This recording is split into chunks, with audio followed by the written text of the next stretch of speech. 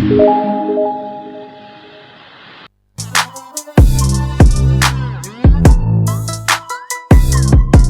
Students, welcome to your own channel self study Adda with Avinash. आज हम करने वाले हैं साइंस के क्विक रिवीजन सीरीज में केमिस्ट्री चैप्टर 2 का ही सेकंड पार्ट। वीडियो स्टार्ट होने से पहले अपने यूट्यूब वीडियो की सेटिंग में जाकर क्वालिटी को कम से कम 480 पिक्सल्स या फिर उससे ज़्यादा का कर लें, ताकि आप सब वीडियो को अच्छे से समझ पाएँ, कि आप सबको वीडियो बहुत क्लियर दिखे। साइंस के हर चैप्टर की 1 mark series and important question की सीरीज के लिए चैनल की प्लेलिस्ट और डिस्क्रिप्शन चेक करें।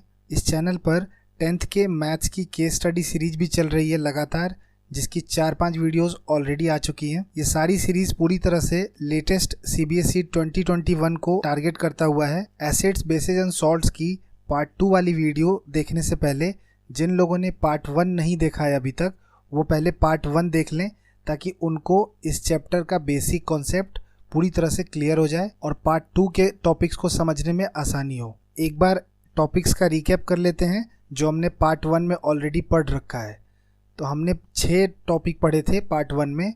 पहला था हमारा फिजिकल प्रॉपर्टीज़ ऑफ एसिड्स, दूसरा केमिकल प्रॉपर्टीज़ ऑफ एसिड, फिर तीसरा और चौथा physical and chemical properties of basis थे।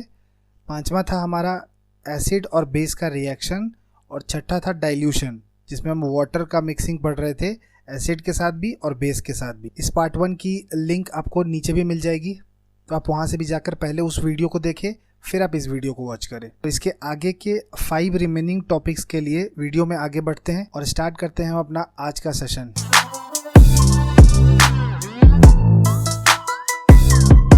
स्टार्ट करते हैं 7th टॉपिक, जो है इंडिकेटर्स। इंडिकेटर्स ऐसे सब्सटेंस होते हैं जो अपना कलर या फिर ओडर चेंज करते हैं जब वो एसिड या बेस में मिलाए जाते हैं।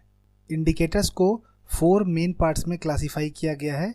सबसे पहला है नेचुरल, फिर है सिंथेटिक, तीसरा है ओल्फैक्टरी और चौथा है यूनिवर्सल इंडिकेटर्स। फर्स्ट टाइप है नेचुरल इंडिकेटर। इंडिकेटर्स जो नेचर में पाए जाते हैं उन्हें हम बोलते हैं नेचुरल इंडिकेटर्स। इसके कुछ एग्जाम्पल हैं litmus, red cabbage juice, turmeric juice. Second type है सिंथेटिक इंडिकेटर्स। ये वो वाले इंडिकेटर्स होते हैं जो लैब या फिर इंडस्ट्री में बनाए जाते हैं। इसका एग्जाम्पल है मिथाइल ऑरेंज और दूसरा है मिथाइलिन ब्लू। तीसरा टाइप है ओल्फैक्टरी इंडिकेटर। ओल्फैक्टरी इंडिकेटर वैसे वाले इंडिकेटर्स होते हैं जिनका ओडर यानी कि महक चेंज हो जाता है एसिडिक या फिर बेसिक मीडियम में डालने पर। इसका एग्जाम्पल है वनीला एक्सट्रैक्ट एंड अनियन। चौथा टाइप है यूनिवर्सल इंडिकेटर। ये इंडिकेटर्स मिक्सचर होते हैं अलग अलग टाइप के इंडिकेटर्स के, जो जज करते हैं कि एसिड या फिर बेस कितना स्ट्रॉन्ग है। तो इसी तरीके से हमने इंग्लिश में भी डिफाइन कर दिया है कि universal indicators are the indicators that is a mixture of several indicators to judge how strong a given acid or base। इसके कुछ एग्जाम्पल्स हैं जैसे मिथाइल रेड और ब्रोमोथाइमोल ब्लू।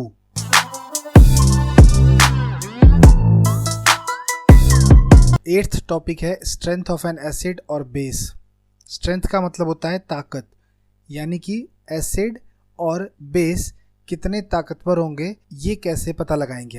हम पहले ही पढ़ चुके हैं कि एसिड्स रिलीज करते हैं H+ आयंस, जबकि बेस रिलीज करते हैं OH- आयंस। तो अगर एसिड के स्ट्रेंथ की बात करें तो उनमें क्या इंपॉर्टेंट है, H+ आयन के नंबर का, जबकि बेसिस के लिए OH- आयन के नंबर का। तो अगर हमें OH- आयन का कॉन्सेंट्रेशन लार्जर मिल रहा है तो इसका मतलब वो एक बेसिक सब्सटेंस है। और कैसा बेसिक है, काफ़ी स्ट्रॉन्ग बेसिक है। और अगर हमें H+ आयन का कॉन्सेंट्रेशन काफ़ी ज़्यादा मिल रहा है तो वो एक स्ट्रॉन्गर एसिड है। तो जैसे जैसे OH- आयन का कॉन्सेंट्रेशन कम होता जाएगा, वो बेस जो होगा वो वीक होता जाएगा।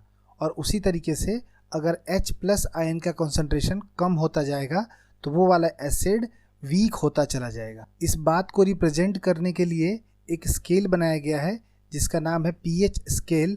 उसमें 3 मार्किंग इम्पॉर्टेंट है, एक है 0, 7 और 14। 7 को बोला गया है न्यूट्रल नंबर।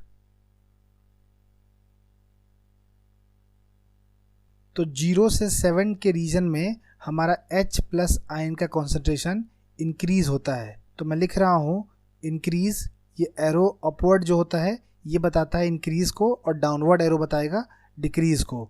तो मैंने लिखा increase in the concentration of H plus ion, जबकि वहीं राइट साइड में लिखेंगे हम डिक्रीज। डिक्रीज के लिए मैंने लगाया down arrow in concentration of H plus ions.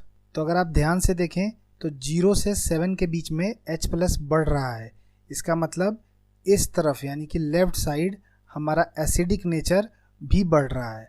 तो increase in acidic nature.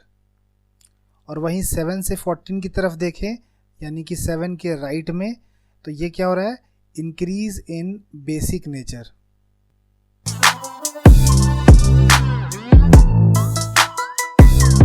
Ninth point है हमारा पीएच स्केल।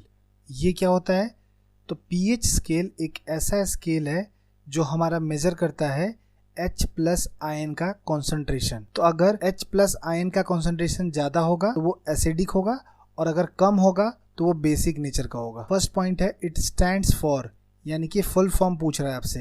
ये एमसीक्यूज के लिए काफ़ी इंपॉर्टेंट पॉइंट्स लिखे गए हैं यहाँ पे। इसका फुल फॉर्म होता है power of hydrogen. Second point, अब आपको 3 केसेस को समझने की ज़रूरत है, इनमें से भी एमसीक्यू काफ़ी पूछे जाते हैं। अगर पीएच हमारा ग्रेटर देन 7 है तो सॉल्यूशन होगा बेसिक इन नेचर। वहीं अगर हमारा पीएच 7 से कम है तो सॉल्यूशन हो जाएगा हमारा एसिडिक। अगर पीएच इक्वल्स टू 7 आ जाए तो सॉल्यूशन क्या है हमारा न्यूट्रल, ना ही एसिडिक ना ही बेसिक, जिसका एग्जाम्पल है प्योर वाटर।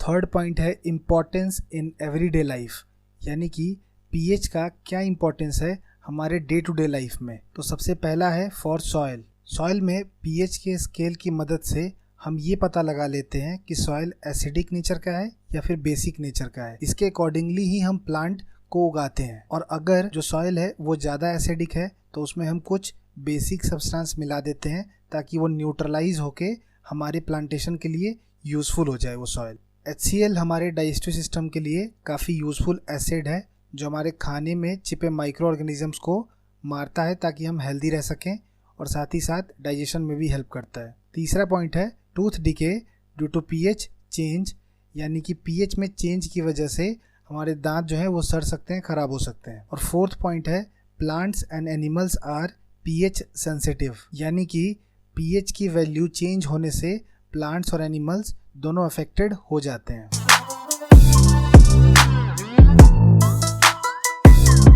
सॉल्ट का मेनली फॉर्मेशन होता है न्यूट्रलाइजेशन रिएक्शन की वजह से। न्यूट्रलाइजेशन रिएक्शन क्या होता है, जब एक एसिड और बेस आपस में रिएक्ट करते हैं तो एक दूसरे को कैंसिल आउट या फिर न्यूट्रल कर देते हैं और साथ ही साथ एक सॉल्ट का फॉर्मेशन करते हैं। 10th में हमें टोटल 6 टाइप के सॉल्ट्स पढ़ने हैं, तो चलिए एक एक करके उनको समझते हैं। फर्स्ट टाइप का सॉल्ट है कॉमन सॉल्ट, जिसका कि केमिकल नेम होता है सोडियम क्लोराइड। सोडियम क्लोराइड का केमिकल फॉर्मूला है NaCl।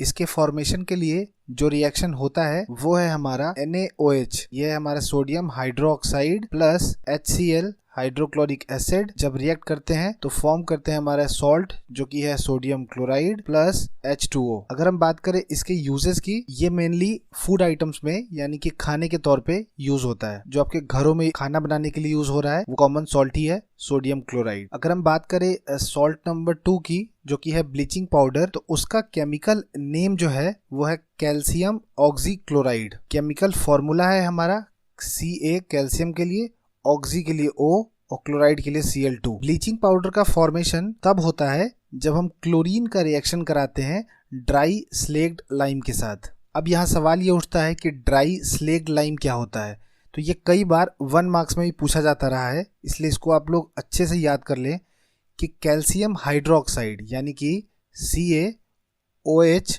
होल ट्वाइस, इसको हम बोलते हैं स्लेग्ड लाइम।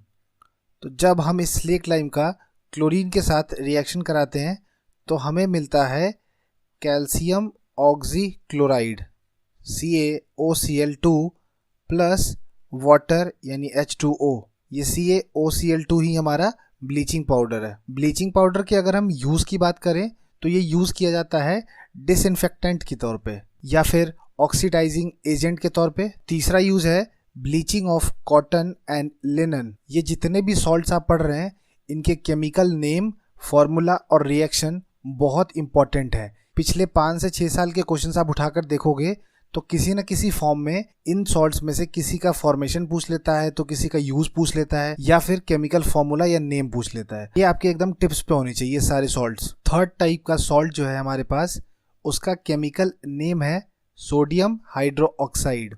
वहीं अगर इसके फॉर्मूले की बात करें तो सबसे इजी भी है। सोडियम का हो गया हमारे पास Na और हाइड्रोक्साइड का हो गया OH। तो जो फॉर्मूला निकला कॉस्टिक सोडा का वो है NaOH। कॉस्टिक सोडा के फॉर्मेशन से रिलेटेड काफ़ी क्वेश्चंस पूछे जाते रहे एग्जाम्स में।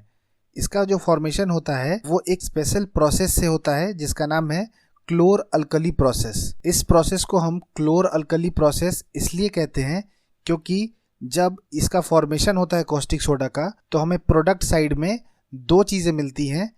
एक मिलता है हमें क्लोरीन और दूसरा हमें मिलता है अल्कली यानी कि खुद सोडियम हाइड्रोक्साइड कॉस्टिक सोडा। तो फॉर्मेशन की जब इतनी बात हो ही गई है तो इसके रिएक्शन को भी देख लेते हैं। इसमें हम पहले लेते हैं सोडियम क्लोराइड यानी कि NaCl और इसमें हम ऐड करते हैं वाटर मॉलिक्यूल और इनको हम पास करते हैं थ्रू इलेक्ट्रिक करंट। तो हमें प्रोडक्ट साइड पे मिल जाता है sodium hydroxide NaOH plus chlorine का एटम यानी कि Cl2 प्लस हाइड्रोजन एटम यानी कि H2। हम इसको बैलेंस कर लेंगे तो यहाँ पे 2 वाटर मॉलिक्यूल के साथ भी 2 और सोडियम हाइड्रोक्साइड के साथ भी 2 आ जाएगा। कॉस्टिक सोडा का यूज़ ब्लीच करने में किया जाता है और साथ ही साथ HCl बनाने में किया जाता है, जिस HCl का यूज़ हम मेडिसिन में करते हैं या फिर स्टील को क्लीन करने के लिए करते हैं। तो एग्जाम में आप यही लिखने वाले हैं अगर पूछा जाता है यूज़ ऑफ कॉस्टिक सोडा तो कि it is use to bleach and form HCl used in medicine and cleaning steel। Next salt है हमारा बेकिंग सोडा। बेकिंग सोडा का केमिकल नेम होता है सोडियम हाइड्रोजन कार्बोनेट या फिर इसको दूसरी भाषा में कहते हैं सोडियम बाइकार्बोनेट। इसका केमिकल फॉर्मूला काफ़ी सिंपल है लिखने में। जैसे सोडियम के लिए हमने लिखा Na, हाइड्रोजन के लिए लिखा हमने H और कार्बोनेट के लिए लिखा CO3। तो फॉर्मूला निकल के आया NaHCO3।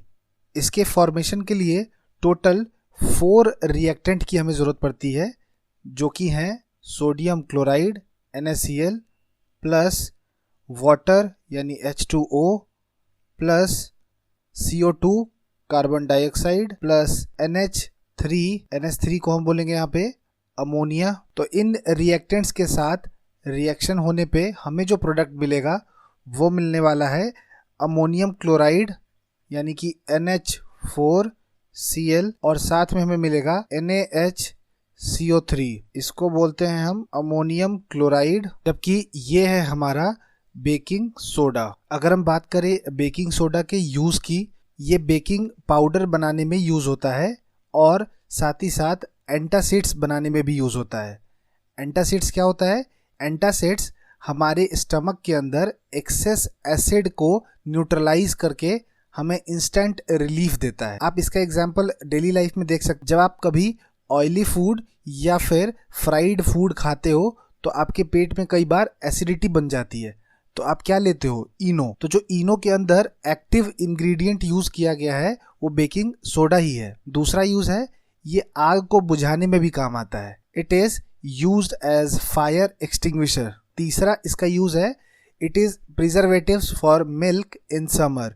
दूध गर्मियों में जल्दी फट जाते हैं तो इसको प्रिवेंट करने के लिए भी बेकिंग सोडा का यूज किया जाता है। फिफ्थ सॉल्ट है हमारा वॉशिंग सोडा। वॉशिंग सोडा का जो केमिकल नेम है उसे हम बोलते हैं सोडियम कार्बोनेट। इसका केमिकल फॉर्मूला होता है Na2CO3 dot 10 molecule of water यानी कि 10H2O। ये मिडिल में जो डॉट लगा है ये काफ़ी इंपॉर्टेंट है, इसको लगाना बिल्कुल नहीं भूलना है। अगर हम बात करें इसके फॉर्मेशन की तो जब हम बेकिंग सोडा को हीट कर देते हैं तो हमें मिल जाता है सोडियम कार्बोनेट। और जब हम इसी सोडियम कार्बोनेट यानी कि Na2CO3 का रिक्रिस्टलाइजेशन कर देते हैं तो हमें मिल जाता है वॉशिंग सोडा। तो यही यहाँ पे लिखा गया है कि sodium carbonate is obtained by heating baking soda and recrystallisation of sodium carbonate gives washing soda. इसका रिएक्शन भी काफ़ी सिंपल है लिखना, जैसे कि आपने ले लिया Na2CO3 और आपने इसका रिक्रिस्टलाइजेशन कर दिया, यानी कि 10 मॉलिक्यूल ऑफ वाटर इसमें ऐड कर दिया तो ये क्या बन जाता है Na2CO3 dot 10H2O। Washing soda को हम बेसिक सॉल्ट भी कहते हैं। वॉशिंग सोडा की यूज़ की बात करें तो इसका यूज़ किया जाता है ग्लास, सोप या फिर पेपर इंडस्ट्रीज़ के अंदर। दूसरा यूज़ है इसका कि ये परमानेंट हार्डनेस जो है पानी का उसको रिमूव कर देता है। तीसरा है कि it is used as cleansing agent, यानी कि साफ़ करने के लिए डिटर्जेंट्स के फॉर्म में भी यूज़ होता है। सिक्स्थ सॉल्ट है हमारा प्लास्टर ऑफ पेरिस। इसको हम शॉर्ट में POP भी कहते हैं। इसका केमिकल नेम होता है कैल्शियम सल्फेट हेमीहाइड्रेट। ये काफ़ी लंबा और यूनिक नाम है तो इसको थोड़ा ध्यान से याद करना है आप लोगों को। इसका केमिकल फॉर्मूला होता है, इसका केमिकल फॉर्मूला याद रखना थोड़ा सा इजी है। कैल्शियम सल्फेट, तो इसके लिए हम क्या यूज़ करने वाले हैं Ca और सल्फेट के लिए SO4। फिर डॉट, हेमी का मतलब होता है हाफ और हाइड्रेट का मतलब वाटर से है तो हाफ H2O हो गया। तो इसका जो पूरा केमिकल फॉर्मूला बना वो CaSO4 डॉट 1/2 H2O। POP के फॉर्मेशन से काफ़ी सवाल बनते रहे हैं एग्जाम्स में, तो ये काफ़ी इंपॉर्टेंट टॉपिक में से एक है। तो आइए जानते हैं ये फॉर्म होता कैसे है। तो इसको फॉर्म करने के लिए सबसे पहले हम एक सब्सटेंस लेते हैं जिसका नाम है जिप्सम। अब जिप्सम क्या होता है, ये कैल्शियम सल्फेट के साथ 2 मॉलिक्यूल ऑफ वाटर जब एडेड रहता है तो उसे हम बोलते हैं जिप्सम। अब हमने ले लिया इस जिप्सम को, उसके बाद हमने इसको किया हीट। कितने टेम्परेचर पे, 373 केल्विन टेम्परेचर पे हमने जिप्सम को किया हीट। इस टेम्परेचर पे जिप्सम वाटर मॉलिक्यूल लूज करके POP फॉर्म कर देता है। इस बात को और अच्छे से समझने के लिए चलिए रिएक्शन देखते हैं इसका। तो सबसे पहले हमने लिया CaSO4 डॉट 2H2O। तो 2 मॉलिक्यूल वाले का नाम क्या होता है जिप्सम, तो हमने यहाँ लिख दिया जिप्सम। इसको हमने करा है हीट, कितने टेम्परेचर पे, 373 केल्विन टेम्परेचर पे। तो जैसे ही हमने इसको हीट किया तो इसका मॉलिक्यूल वाटर का लूज हो गया और इसने फॉर्म किया CaSO4 dot 1/2 H2O plus 1/2 H2O। ये CaSO4 डॉट हाफ H2O जो हमें मिला है इसको हम बोलते हैं POP। तो एक तरीके से देखा जाए तो ये रिएक्शन काफ़ी इजी भी है। सिर्फ आपको एक तरफ 2 मॉलिक्यूल ऑफ वाटर लेना है और दूसरी तरफ हाफ मॉलिक्यूल ऑफ वाटर लेना है। 2 मॉलिक्यूल वाले को हम बोलते हैं जिप्सम और वहीं पे कैल्शियम सल्फेट का हाफ मॉलिक्यूल वाले को बोलते हैं POP। अगर बात करें POP के यूजेस की तो इसका यूज़ डॉक्टर्स के द्वारा किया जाता है टू जॉइन फ्रैक्चर्ड बोन्स। कभी हाथों में फ्रैक्चर आ जाए तो आप देखोगे कि POP का यूज़ किया जा रहा है डॉक्टर्स के द्वारा। और दूसरा इसका यूज़ है to make decorative pieces and designs on the ceiling. Decorative pieces का मतलब हुआ सजावट का सामान। घरों में काफ़ी सारे डिजाइंस आपको मिल जाएंगे जो POP से बने होते हैं।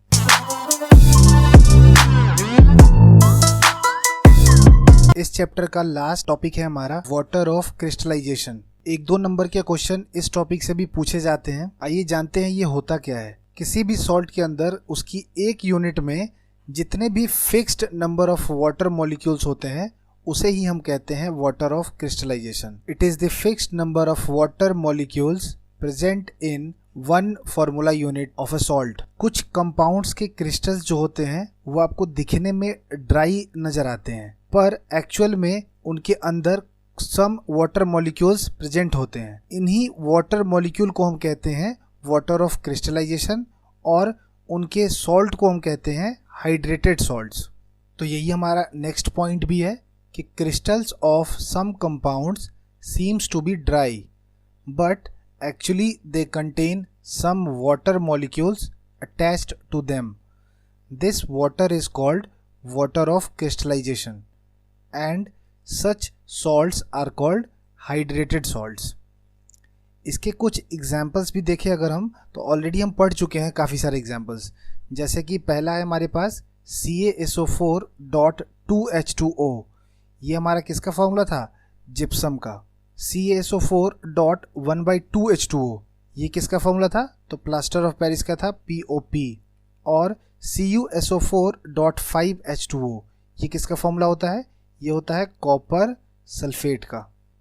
तो स्टूडेंट्स, यहाँ पर हमारा ये चैप्टर कंप्लीट होता है।